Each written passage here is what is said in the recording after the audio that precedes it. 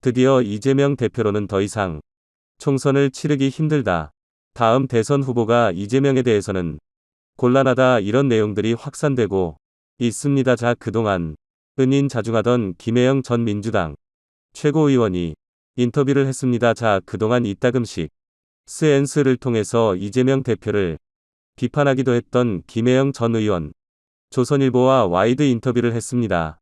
조선일보의 단독 인터뷰에서 김혜영 전 최고위원은 작심하고 이해찬과 이재명을 비판했습니다. 자, 이해찬 대표 때 최고위원을 지냈습니다. 그러니까 최고위원회의에서 이해찬과 김혜영은 지도부를 구성하고 같이 회의를 했습니다. 그리고 그때 조국 사태가 발생했습니다. 김혜영 전 최고위원이 조국 전 장관을 비판이라도 하면 이해찬이 그랬다고 합니다. 그만해. 하지만 자, 이런 가운데 김혜영은 그때 왜 좀 더 강하게 발언을 하지 못했는지 후회한다고 했습니다. 이재명의 사법 리스크가 터지고 지금 돈 봉투 사건, 코인 사태 등이 발발한 민주당, 이게 더 이상 총선을 앞두고 침묵해서는 안 되겠다고 판단한 김혜영 전 의원이 드디어 입을 열었습니다. 특히 이해찬을 많이 비난했습니다.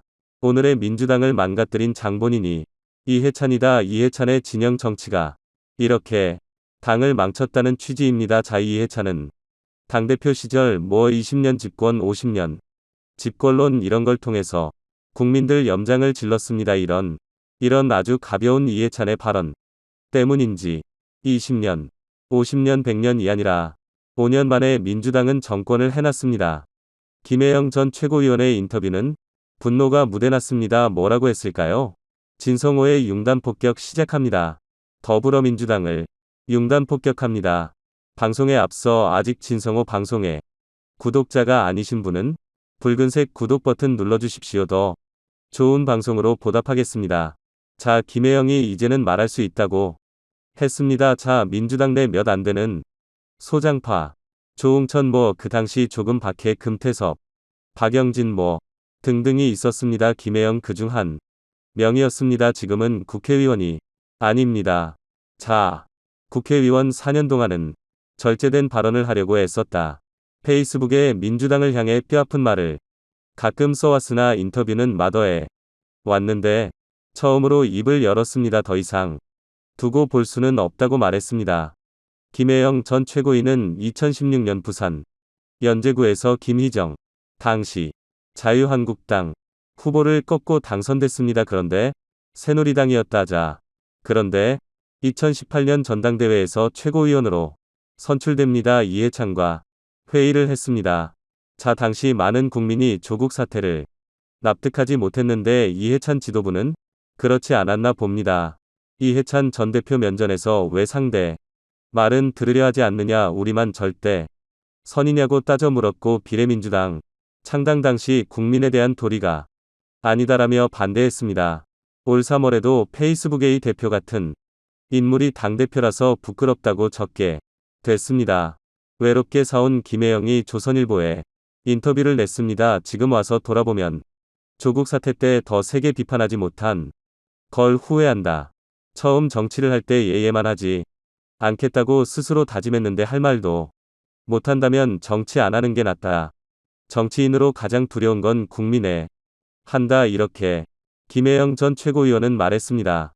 자, 최근에 인터뷰를 하지 않았다느니 김혜영 전 최고위원, 원래 문재인 전 대통령이 몸담았던 법무법인 부상에서 변호사 활동을 시작했다고 합니다. 그럼에도 불구하고 문재인 전 대통령은 변호사로 훌륭했지만 대통령으로선 아쉬움이 너무나도 많았다고 김혜영은 말합니다. 제대로 된 정치인 같습니다. 자, 조국 사태 때 비주류 팬덤 정책 환멸을 느낀 것 같습니다. 자, 그리고 내 자식이 당한 문제였다면 어땠을까, 받아들일 수가 없었다고 했습니다. 조국 문제. 자, 아무튼 그렇게 해서 김혜영의 미스터 쓴소리 인생을 시작된 것 같습니다. 자, 청와대가 조국 전 장관 임명을 못하게 막아야 했는데 후회한다고 됐습니다. 비공개 회의 때 이해찬 대표가 하지만 그만의 소리도 여러 번 질렀다고 합니다. 자, 그래도 아랑곳하지 않고 말을 했다고 합니다. 소속인을 낼 수 있는 게 민준이다. 민주당이 더 다양성을 존중해야 하는데 언젠가부터 정직한 정장이 됐다 경직된 정당이 됐다 지금은 국민의힘보다 더 획일적이다 이게 지금 민주주의가 있는 겁니까 다양성이 있는 겁니까 뭐 이런 비판입니다. 자, 이해찬에게 할 말이 많았다고 합니다. 당이 이렇게 망가진 모든 책임이 이해찬 대표에게 있어요. 당시 철저한 진영 논리로 움직였다. 어떻게 하면 저쪽을 나쁜 놈으로 만들까만 고민했다. 뭘 던져야 표가 될까 그 궁리만 했다. 이 대표는 민주당만이 선이었다. 저쪽은 악이니 우리는 뭘 해도 다이 스피드가 되는 거였다. 암튼 작심하고 이해찬을 비판합니다. 그만큼 이해찬이 민주당이 망하는데 1등 공신이 아닌가 싶기도 합니다. 뭐 그런 점에서 국민의힘은 이해찬한테 박수를 쳐줘야 합니까? 엑스맨이라고. 암튼 이해찬 추미애 뭐 조국 이런 사람들이 오늘의 대통령 윤석열을 만든 1등 공실일지도 모른다는 생각도 듭니다.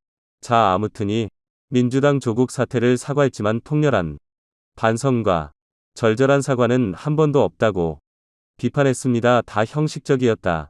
자 내년 총선에 조국 전 장관이 출마할 거란 얘기가 나온다고 문자. 추미애 조국이 윤석열 정부를 만든 공신 1, 2등이에요. 민주당의 마이너스지만 출마는 본인 자유다. 그래도 2020년 총선은 180석 대승이었다. 그게 독이었다. 착각하면 안 된다. 코로나 대응에 대한 결과였다. 국민이 조국 사태를 받아들인 건 아니다. 아직도 민주당은 모르고 있다. 내일 총선을 치른다면 다수석은 국민의 힘이 될 것이다. 여론조사 믿음이 안 된다고 말합니다. 아무튼이 청년 정책을 이야기하고 뭐 정당 정치를 이야기하는 민주당 이제 이해찬, 이재명이 다 말아먹은 정당이 아닌가 싶습니다. 아무튼 김영 전 최고위원은 이재명에 대해서도 그만하면 됐다. 이제 역사의 무대에서 내려오시라는 짧은 글을 올리기도 했습니다. 참다 쓴 거라고 했습니다. 자, 역사의 무대에서 내려오라는 건 정확히 어떤 뜻이냐? 짧은 문장에 제 모든 생각을 담았다.